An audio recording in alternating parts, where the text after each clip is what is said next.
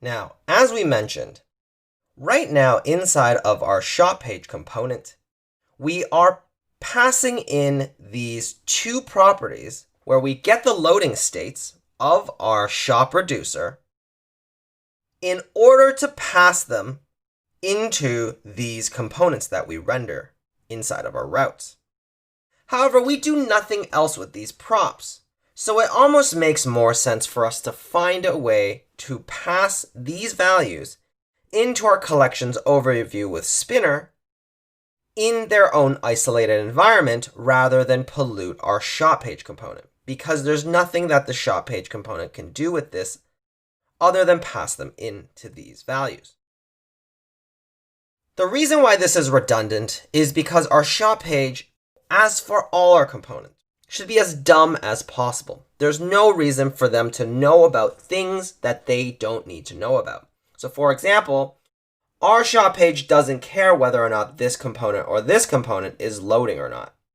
These components should be the ones in charge of determining whether or not they're being loaded, or whether or not they should be rendering the spinner. And how we're going to do that is we are going to leverage our higher order components again, except we are going to use the concept of the container pattern. So let me show you what that looks like. So what we want to replace is both these components. And the first thing we're going to do is modify each one with our containers. So we are going to go to our collections overview and make a new file called collectionsoverview.container.jsx. Now, our container is pretty much going to be a component that gets wrapped in all of the higher order components that it needs in order to properly run the way that it expects itself to, the same way that we've got it here in this slice.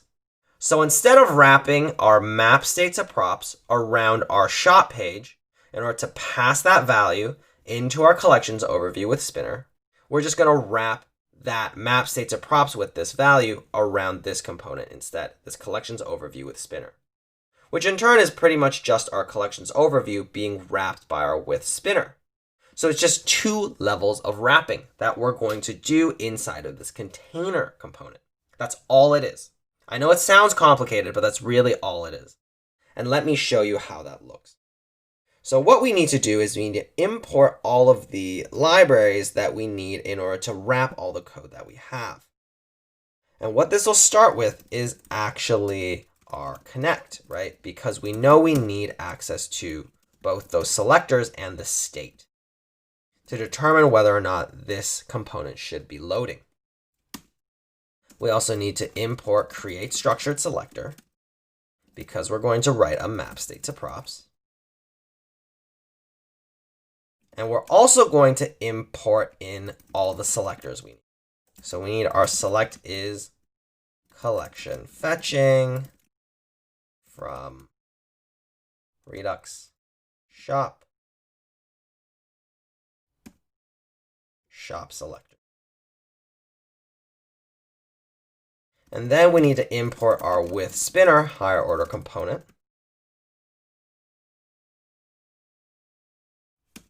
And then we need to import our actual collections overview component.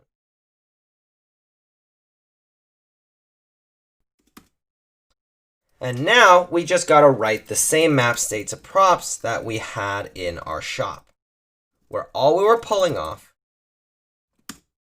from our state was the select is collection fetching. The only difference is that because we're going to pass this property into our with Spinner, right, higher order component that wraps our collections overview, we got to set the property that we want to be named the one that the with Spinner is expecting. That's all it is. Because here we can manually pass it in by writing it as a prop. Instead, when we wrap it, we just want to make sure that the prop that goes in is under the right prop name that the with Spinner higher component is expecting, which is this loading. And then all we need to do is we need to export out the actual value. And the value will be this new thing called a collections overview container. This is simply equal to connect, right? Where we pass it map state to props. And then what we would do is typically, as we've seen, wrap it around collections overview. But we know that what we want to do is we want to wrap this collections overview component inside of our with spinner, which we can do by just wrapping it like this, because functions will evaluate from the inside out. So what will happen is this with spinner will first wrap around collections overview, giving us back our collections overview with spinner component, which then will get passed into our connect, which will then give it the is loading. Writing it this way is totally fine. However, this seems a little bit harder to read, right? It's a little harder for anyone to come in and see what's happening because of the fact that if we had more and more wrappers, let's say we had more higher order components, it would be difficult to fathom what's happening in the way that this is just wrapping more and more components, right? You can imagine if we had another with HOC here somewhere, right? That this would be too much. You can even see that if we wanted to wrap all of this with our with router higher order component that we get from React Redux, well, now this is really hard to read to determine what the actual order of everything is being rendered. What we can do is leverage a library. Or not a library, sorry, but another thing we can import from Redux called Compose.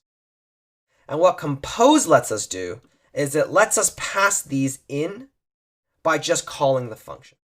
So what we're going to write instead is compose and then pass it our connect and then pass it with spinner and then pass all of this our collections overview. And what this is doing is it's essentially currying all of our functions together. Compose evaluates from right to left. So what it'll do is it'll evaluate with spinner first by passing in the collections overview to that, and then passing that to our connect. The same way that we saw it earlier. This is completely equivalent to what we wrote earlier. To this. It's the same thing. So knowing that, it's just easier for us to reason about. And you might see compose be used from either the Redux library or the Ramda library, right? Which is another library that you might see in your projects, but that's all compose does. Is that it just allows us to evaluate multiple curried functions where the function returns another function that expects something to be passed to it and allows you to chain them all together like this. And now we just got to export this as the default collection overview container. And then we can just import this into our shop component. So instead of now rendering this collections overview with spinner, we just render our collections overview container from the .container path. And now we can switch back from a render to a component and remove any use of this selector because we don't need it in our shop page anymore. Because our container is handling all of that information. Now if we look, we'll see that our application behaves the exact same. So we know our code is working. So now what we can do is do the same thing for our collection page with spinner, right? The difference is now we got to modify our collection page component. Here we're just going to do the same thing. We're going to write our collection.container.jsx. We're going to import in connect from React Redux. We're going to import in compose from Redux.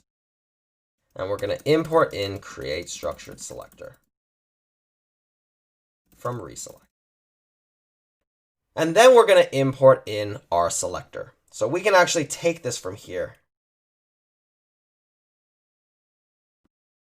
Our select is collections loaded.